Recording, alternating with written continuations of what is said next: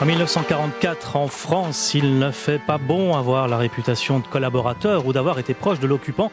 C'est le cas de Louis-Ferdinand Céline, l'auteur du Voyage au bout de la nuit, docteur de son état que nous allons suivre dans sa cavale, Benjamin Leuppart. Et c'est sous un faux nom que Céline, docteur dans la vie, va effectivement fuir Paris. Et c'est Christophe Malavoie, le comédien français, qui ose une BD incroyable sur cet auteur toxique pour ses accointances avec l'ennemi, qui en fait un héros détestable, un bijou. 13h30, 14h30, sur la première. Un jour dans l'histoire.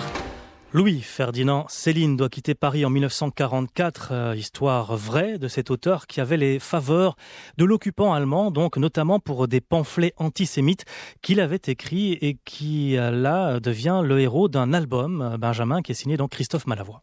La cavale du docteur Destouches est bel et bien un album de bande dessinée. C'est le nom d'emprunt, le docteur Destouches, c'est le nom d'emprunt de Louis-Ferdinand Céline. Il fuit Paris avec son épouse, la danseuse Lucette, et le chat Bébert en 1944. Christophe Malavoie, le comédien français et auteur de cet album de bande dessinée, a choisi ce moment précis pour démarrer l'action. Il faut dire que Christophe Malavoie s'est inspiré des 3 romans écrits par Céline, alias le docteur Destouches lui-même. Roman intitulé D'un château l'autre, Nord et Rigaudon. Juin 44, Laurent Montmartre est bombardé. Ça sent le soufre pour l'auteur maudit Céline.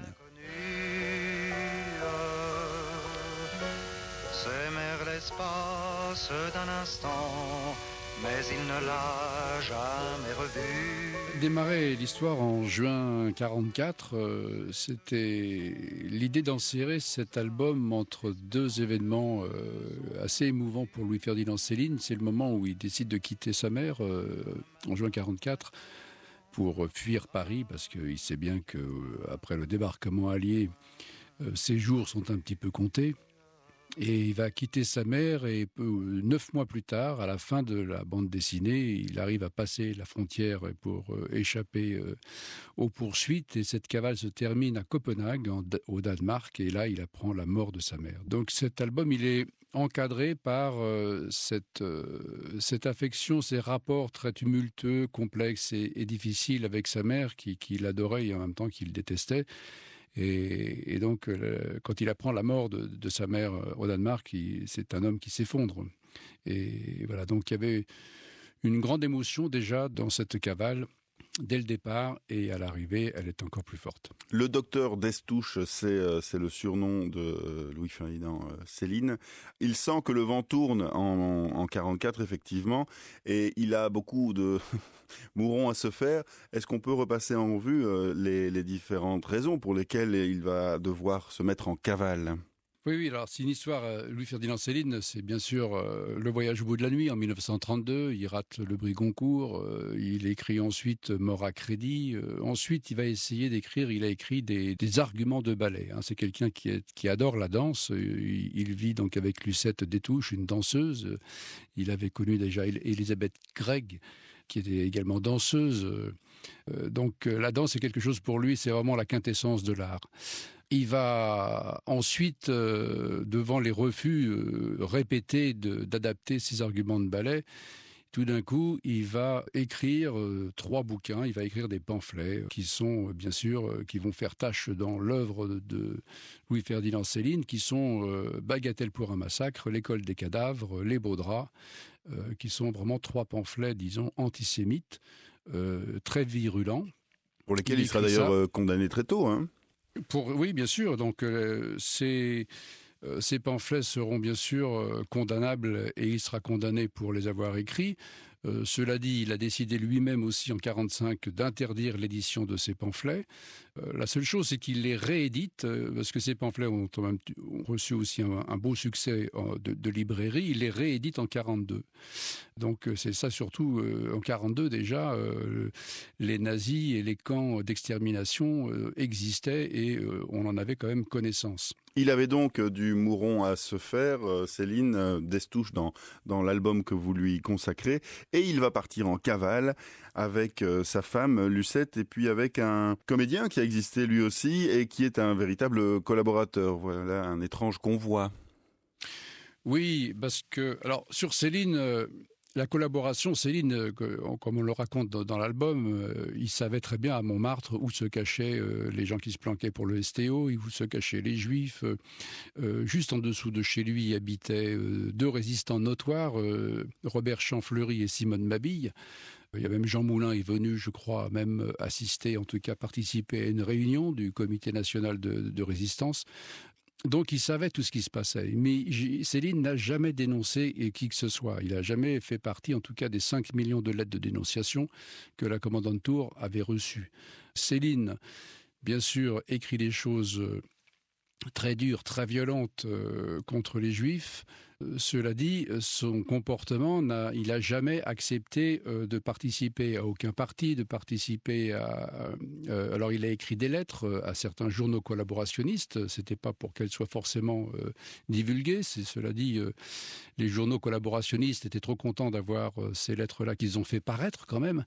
Mais bon, tout ça reste bien sûr ambigu, en tout cas, Céline avait toutes les raisons de penser qu'il pouvait très bien se faire allonger au coin d'une rue après le débarquement des Américains, quand le vent, bien sûr, a tourné. Le troisième Lascar, c'est quand même Robert Le Vigan. Le troisième Lascar, c'est Le Vigan qui, bien sûr, il a carrément travaillé à Radio Paris. C'est ça, lui, c'est un vrai collaborateur qui a pratiqué la délation. Qui a pratiqué...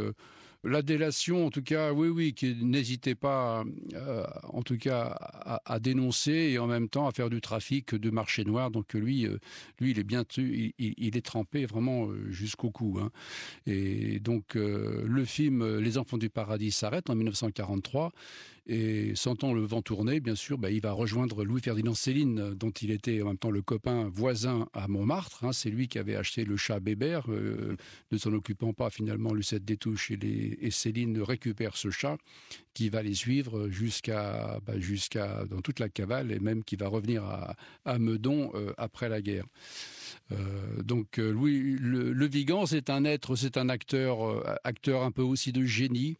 Personnage aussi assez veule, très égoïste, égocentrique, et en même temps quelqu'un qui a manifestement du talent. Hein. On le revoit dans Golgotha, en jouant Jésus dans le film de Duvivier, dans beaucoup de films où il est saisissant en même temps de vérité.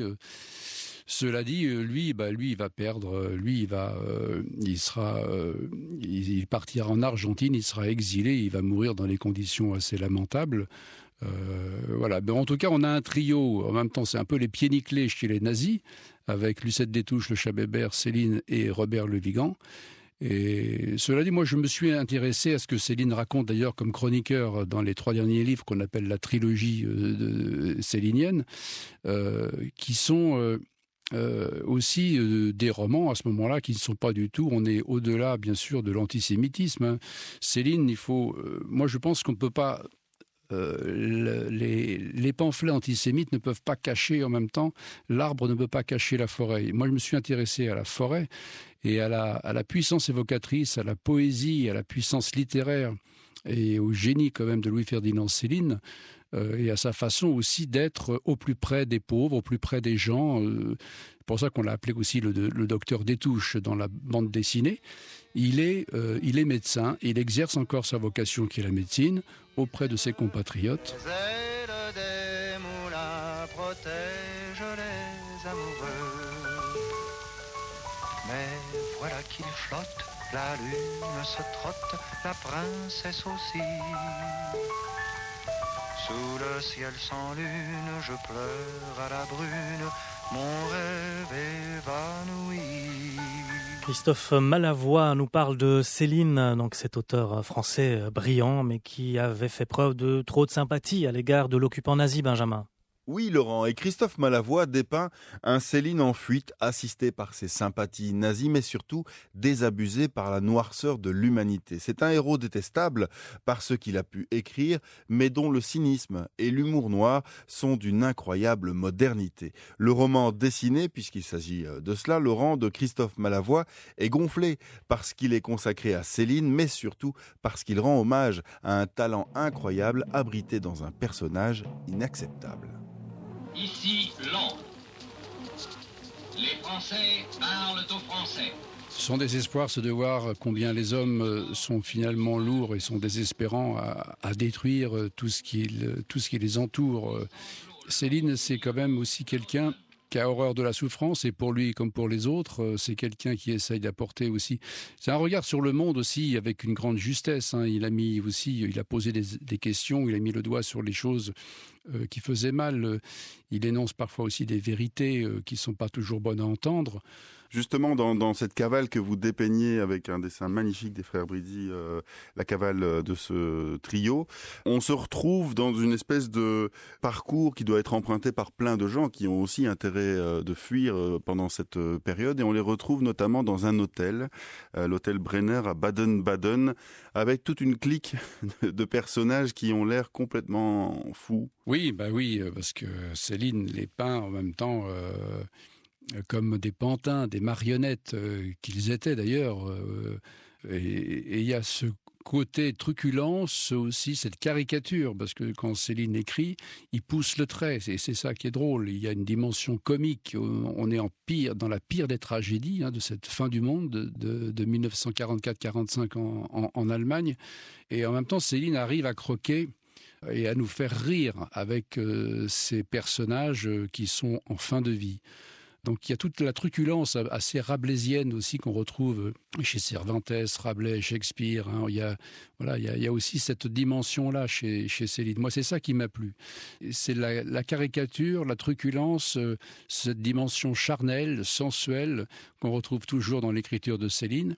Et c'est ça que je trouve qui donne aussi au dessin des frères Brizzi. On peut vraiment s'appuyer sur le dessin dans l'œuvre de Céline, qui est vraiment très proche du délire célinien. Le dessin permet une grande liberté, et les frères Brizzi se sont emparés de cette histoire avec tout leur talent. Ce sont des gens qui viennent du cinéma d'ailleurs. C'est époustouflant. La bande dessinée, elle est très inspirée, elle est très cinématographique. Elle est très cinématographique, elle est captivante, et les dessins sont à tomber par terre vraiment. Quand il est à table avec tous ces anciens ministres, puisqu'il se retrouve à table à un moment donné avec plein de ministres aussi qui ont des soucis à se faire, on lui pose des questions à Céline sur son avis à propos de la situation, et on parle de sa prédiction. De quelle prédiction parle-t-on ?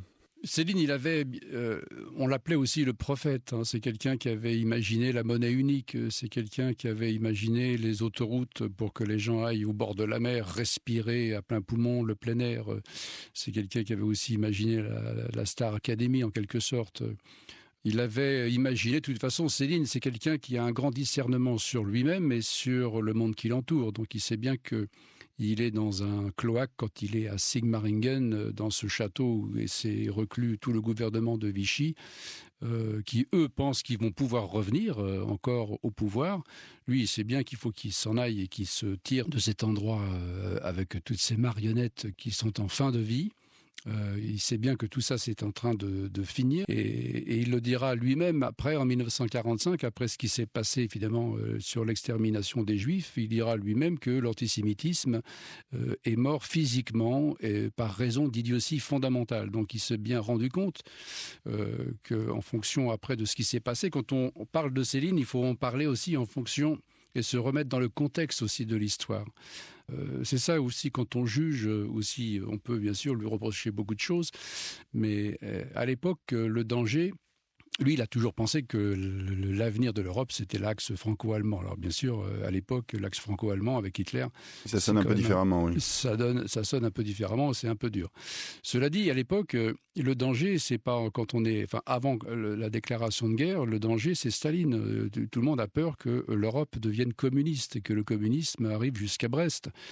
C'est Staline, d'ailleurs, qui est le plus, je pense, celui qui aura tué le nombre de personnes incalculables. Le régime communiste, en tout cas le régime stalinien, a fait, je crois, beaucoup plus de victimes que le régime hitlérien. Et pourtant, Dieu sait si le régime hitlérien n'a pas été tendre. Donc, en 1900, avant la guerre, c'est Staline, c'est vraiment l'homme à combattre. Et Hitler apparaît finalement comme une sorte de rempart. Et Céline disait, oui, bon, on a à choisir entre la peste et le choléra. Moi, je préfère le choléra. Au moins, on peut trouver un vaccin. Mais Céline avait horreur en même temps des Allemands. Il ne les supportait pas. Il les avait eus en 1914 face à lui dans les Flandres. Il en a gardé d'ailleurs des séquelles toute sa vie.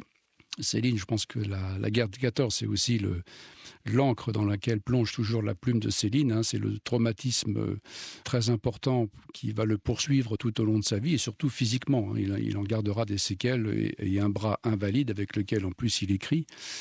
Il faut voir le manuscrit du dernier livre qu'il écrit, Rigaudon, qui est une écriture absolument illisible. Donc Céline souffre, a souffert, je crois, aussi toute sa vie, parce que c'était quelqu'un qui avait récolté un peu de par le monde, parce qu'il a beaucoup voyagé, toutes les maladies possibles et inimaginables, le paludisme, la dysenterie, le vertige de Ménière, la pélagre, une maladie de peau, aussi le traumatisme, la névralgie. C'est quelqu'un qui n'arrivait pas à dormir, c'était un insomniaque, et il disait aussi, si j'avais pu dormir, jamais j'aurais écrit. Les sanglots longs des violons de l'automne blessent mon cœur d'une langueur monotone. C'est Christophe Malavoie, le comédien français, qui raconte donc Louis-Ferdinand Céline à travers cet album de bande dessinée issu des 3 romans de l'auteur maudit, Le Docteur des Touches à la ville.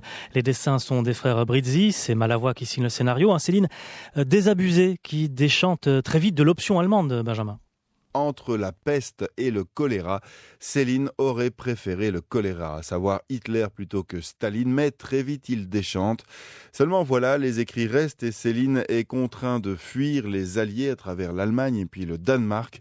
Christophe Malavoie reprend les textes de Céline d'un château l'autre, Nord et Rigaudon, dans lesquels on se rend bien compte qu'il déteste Hitler en 1944.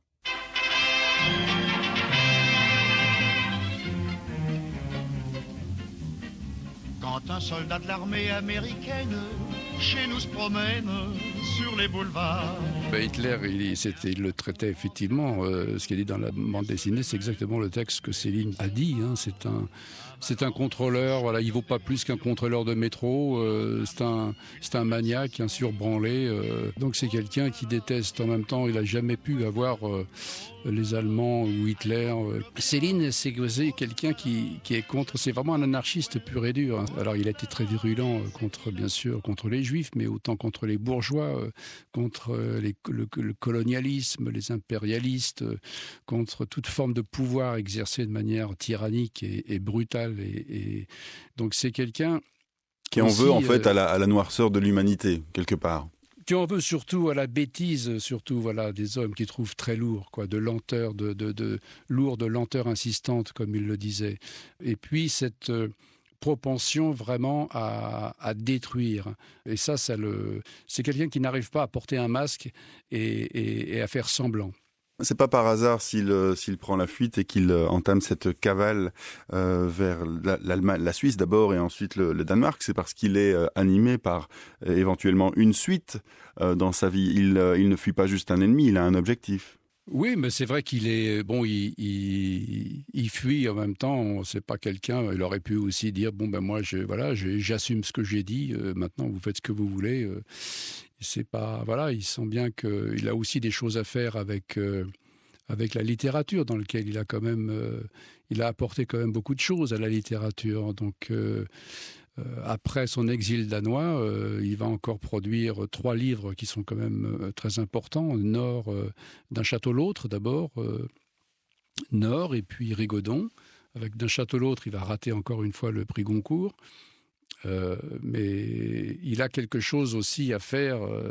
C'est quelqu'un qui apporte en littérature quand même qui sera toujours imité en même temps. Hein. Michel Audiard n'a pas fait autre chose que d'aller puiser chez Céline ses dialogues et s'est inspiré de Louis-Ferdinand Céline. Ça sonne extrêmement fortement de la même manière en tout cas. Quand il décrit par exemple son arrivée à Sigmaringen et qu'il décrit le château lui-même pour montrer un petit peu les mélanges de genres, on a l'impression de lire du Audiard.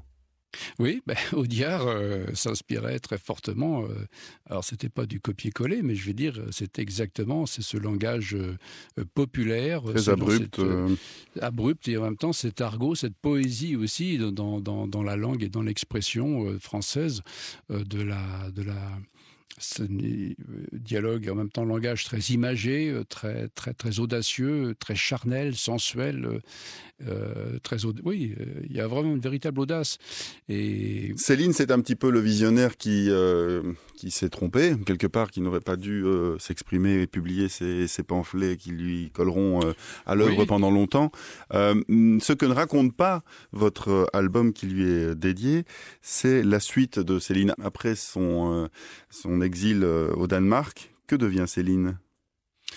Céline, donc, il va se planquer là-bas au Danemark, il va finalement passer quelques mois, puis il sera dénoncé, et il sera arrêté par les autorités danoises.